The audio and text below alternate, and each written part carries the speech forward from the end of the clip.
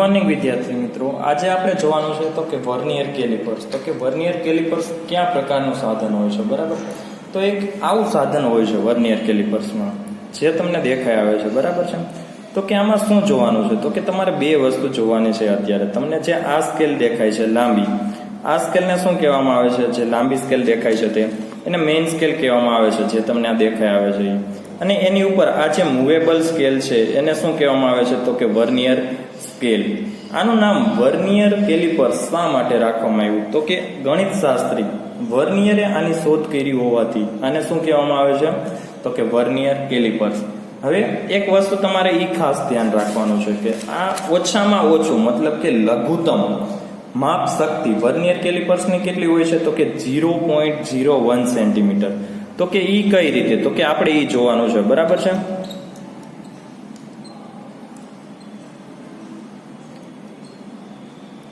તો કે પહેલી વસ્તુ તમને આયા દેખાય આવે છે આ 0 થી 1 ની વચ્ચે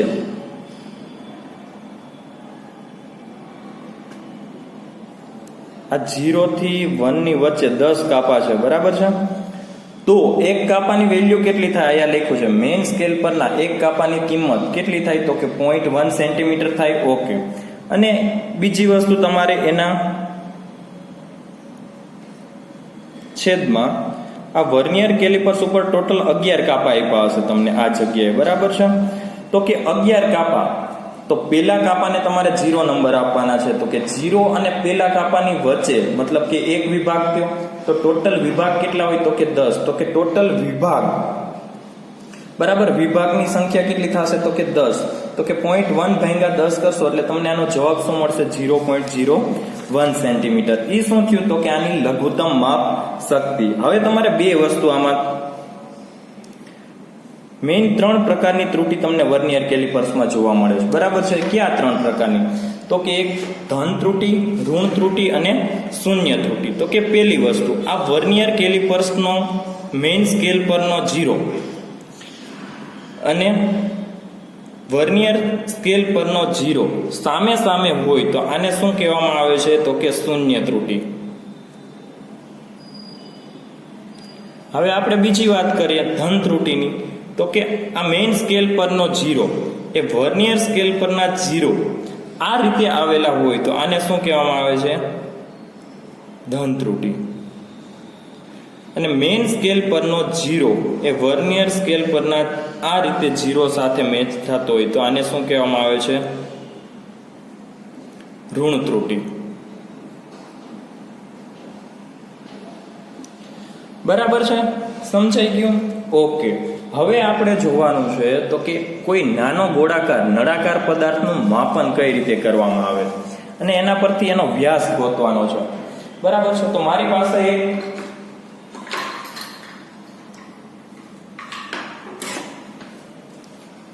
લખોટી છે, તો કે આનું વ્યાસ માપન કરવાનો છે. તો કે કઈ રીતે કરવાનું? તો કે આ સ્ક્રૂને તમે આ રીતે ખેંચશો ને એટલે આ બંનેની વચ્ચે જગ્યા થશે. જ્યાં તમારે કોઈ નળાકાર ગોળાકાર પદાર્થ કે જેનો વ્યાસ માપવાનો છે તેને આ રીતે રાખવાનો છે, બરાબર છે.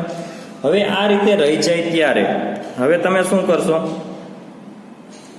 તો કે જે તમને જો આયા 2 નો કાપો દેખાય આવે છે, બરાબર છે.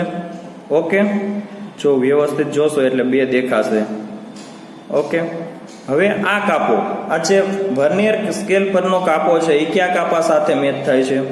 તો કે 1.5 અને 1.4 ની વચ્ચે છે. તો આપણે શું લખશું? તો કે જે ઓછું હોય તે લખવાનું, મતલબ કે 1.4 લખશું. એ જે 1.4 મળ્યું એ તમને કેમાં મળે છે? તો કે સેન્ટીમીટરમાં મળે છે, બરાબર છે. આટલું યાદ રાખજો. જે તમને 1.4 મળ્યું એ કેમાં મળ્યું? તો કે સેન્ટીમીટરમાં મળ્યું છે. તો એ તમારું શું થશે? તો કે મુખ્ય માપક્રમનું અવલોકન. એ તમારું કેટલું થશે? તો કે પેલું રીડિંગ આપણું કેટલું થશે? તો કે 1.4. હવે બીજી વસ્તુ શું આપી છે? તો કે વર્નિયર માપક્રમ સાથે બંધ બેસતો કાપો. હવે આયા જોઈએ તો કે નીચે તમને ટોટલ 11 કાપા આપ્યા છે. એમાંથી પહેલો નંબરનો કાપો, બીજા નંબરનો કાપો આયા જો નીચે આપ્યા છે, બરાબર, જે અમારો અંગૂઠો છે ત્યાં. તો ટોટલ 11 કાપા આપ્યા છે. એમાંથી એક કાપો એવો હશે કે જે સામે બંધ બેસતો એક જેટ એકબીજાની સામે સામે આવતો હશે. તો આયા 5મા નંબરનો કાપો સામે સામે આવે છે, તો આયા હું બંધ બેસતા કાપાની સંખ્યામાં શું કરીશ તો કે 5. આનો કોઈ યુનિટ હોતો નથી સેન્ટીમીટર અથવા તો મિલીમીટરમાં, આનો કોઈ યુનિટ હોતો નથી. હવે શું કરવાનું છે તો કે v બરાબર n ગુણ્યા vc.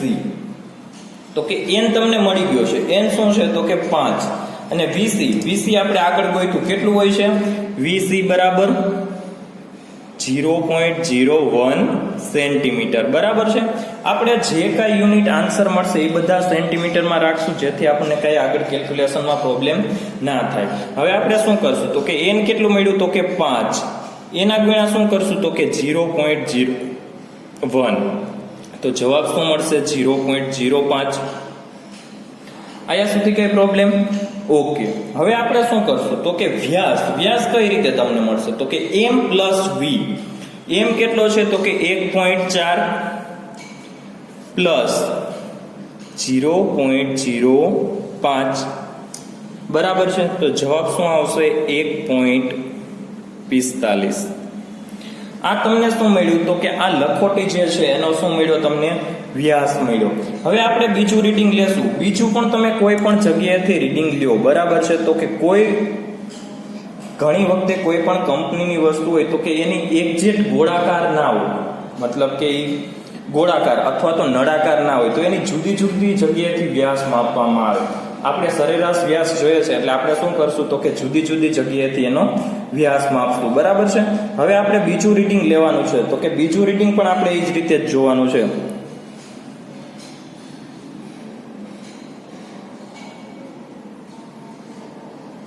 આયા જો તમને થોડુંક દેખાતું હશે બરાબર, તો કે આયા 1.5 નો કાપો છે, આયા 2 નો છે, તો આયા 1.5 ની પહેલા એક કાપો આવે છે એટલે રીડિંગ શું આવશે આપણું 1.4.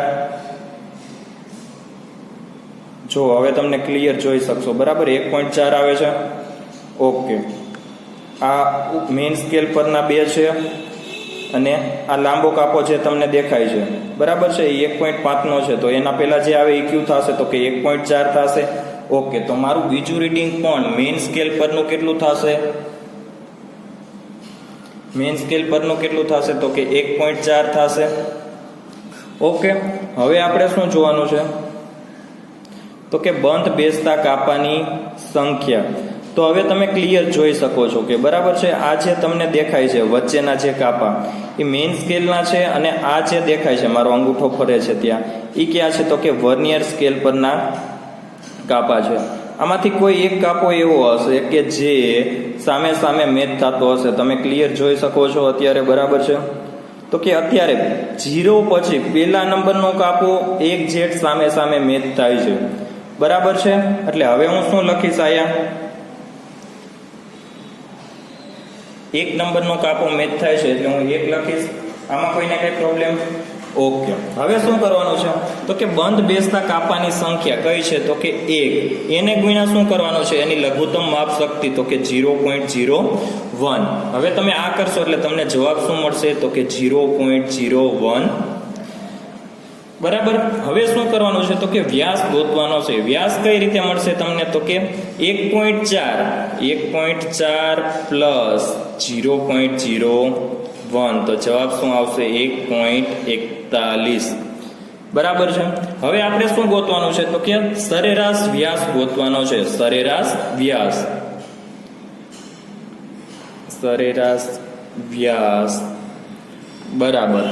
તો એના માટે શું થશે તો કે 1.45 પ્લસ તમને જેટલા વ્યાસ આપણે જેટલા રીડિંગ લીધા એ બધા રીડિંગનો સરવાળો ભાંગ્યા જેટલા રીડિંગ લીધા હોય એ કરીએ એટલે આપણને શું મળે તો કે સરેરાશ વ્યાસ મળે. ઓકે, ભાંગ્યા 2 કરશું એટલે આપણને શું મળશે તો કે 1.43 તમને શું મળશે તો કે આનો આન્સર મળશે. ઓકે, હવે આપણે બીજો પ્રેક્ટિકલ જોવાનો છે બરાબર. આ જ રીતે બીજા પ્રેક્ટિકલમાં શું છે તો કે આપેલા નિયમિત આકારના પદાર્થનું વ્યાસનું માપન કરવાનું છે. હવે આપણે બીજો પ્રેક્ટિકલ જોશું અત્યારે બરાબર છે.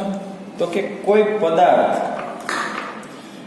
નિયમિત આકારના પદાર્થના વ્યાસનું માપન કરવાનું છે બરાબર છે.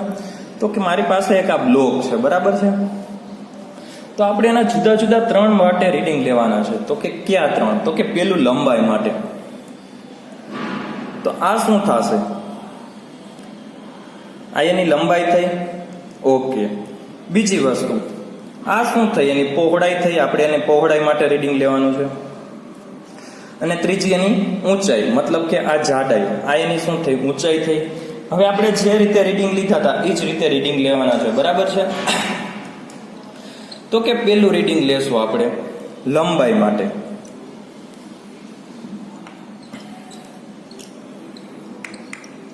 આ રીતે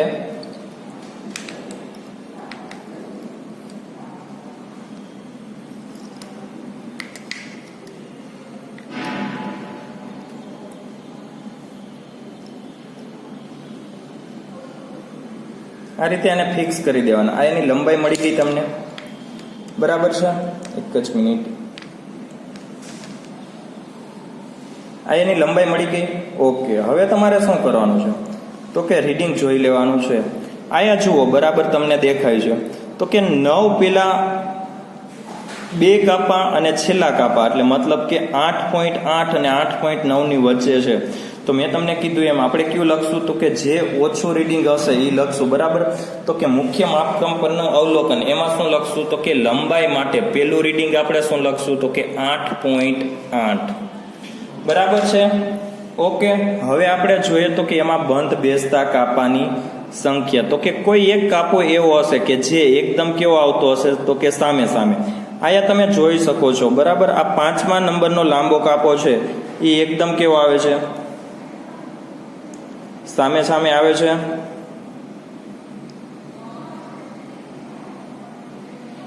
એક જ મિનિટ. હવે તમને બરાબર દેખાશે. જુઓ, 5મા નંબરનો જે કાપો છે એ એકદમ સામે સામે આવે છે. 5મો નંબર મતલબ કે તમારે હવે નીચેથી જોવાનું છે. બરાબર છે? તો હું એનમાં શું લખીશ? તો કે 5. ઓકે. આગળની કેલ્ક્યુલેશન પ્રમાણે જ હવે તમારે કરવાનું થશે. આ જે મેં 5 લખ્યા, બરાબર. હવે શું કરવાનું થશે? તો કે v બરાબર n ગુણ્યા vc. તો n કેટલું છે તમારું? તો કે 5. vc કેટલું છે? તો કે 0.01. તો જવાબ શું આવશે? 0.05. હવે આપણે આગળ જોઈએ તો કે પરિમાણ, મતલબ કે તમને લંબાઈની કોઈ એક સાઈઝ મળશે, પહોળાઈની એક પરિમાણ મળશે અને ઊંચાઈનું એક પરિમાણ મળશે. તો આપણે લંબાઈ માટે વાત કરીએ છીએ તો એની લંબાઈ કેટલી મળશે? તો તમે m પ્લસ v નો સરવાળો કરો તો તમને શું મળશે? તો કે લંબાઈ માટેનું કંઈક પરિમાણ મળશે. બરાબર છે? તો કે 8.8. m કેટલું છે? 8.8 પ્લસ 0.05.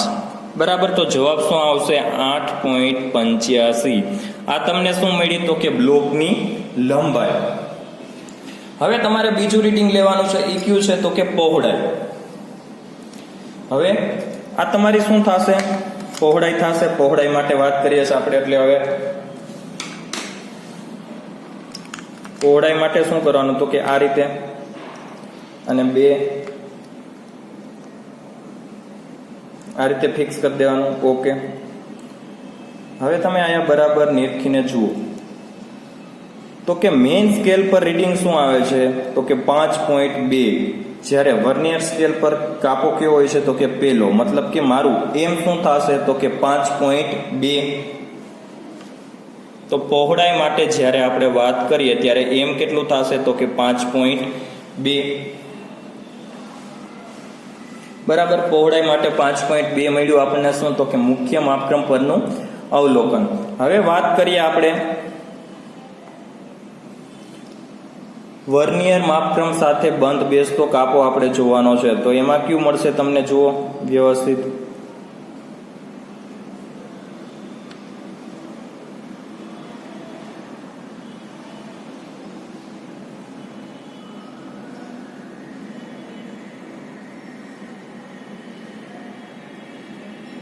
તો એમાં તમને 0 નંબરનો, મતલબ કે પેલો જ કાપો તમને બંધ બેસતો સામે સામે દેખાઈ આવે છે. બરાબર છે? આયા જે 0 નંબર પેલો, તો આને શું કહેવાય? તો કે 0 નંબર.